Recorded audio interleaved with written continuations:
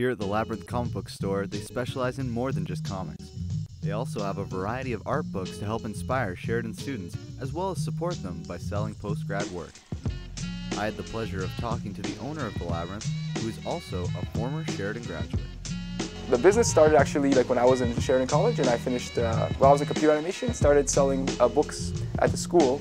I sold some out on my desk, and that wasn't really enough, and then we got like a vending from the student union. When school finished, I got a job in animation, but my wife took over selling. We said, hey, this is not a bad business, let's try it. So I guess it's a third of it is art books, a third of it's, and then the other a third of it's graphic novels, another 20% is manga, and there's a few percentages with comics and toys and t-shirts and stuff. We support a lot of Sheridan grads, so we do sell a lot of the Sheridan grads comics in our store. While at the Labrynth, we got a chance to speak to some Sheridan illustration and animation students.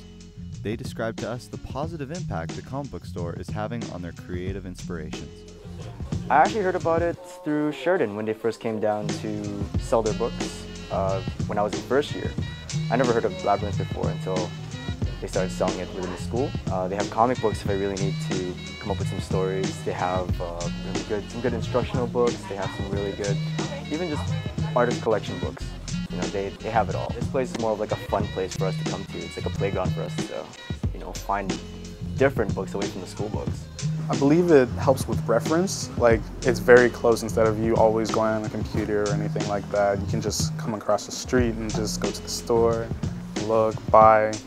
It's just closer. They have a location in Toronto, I believe, that I've been to several times, and it's very exciting to have it come to Oakville on a permanent basis. The thing is, when I was a student, I was scouring like everywhere to find this kind of stuff, and whenever people find us, they're always surprised and say, oh, I'm from a country where they don't have this. But you know what? There's nobody else in the whole country of Canada that has this. And there's nobody in the US that has a store like this. There's no store like this anywhere, I guess, in the world except for here. And because my background is an animator, I pick books that would appeal to illustrators and animators, because this is a secret. But when you take animation art and you put it in a book, it's illustration.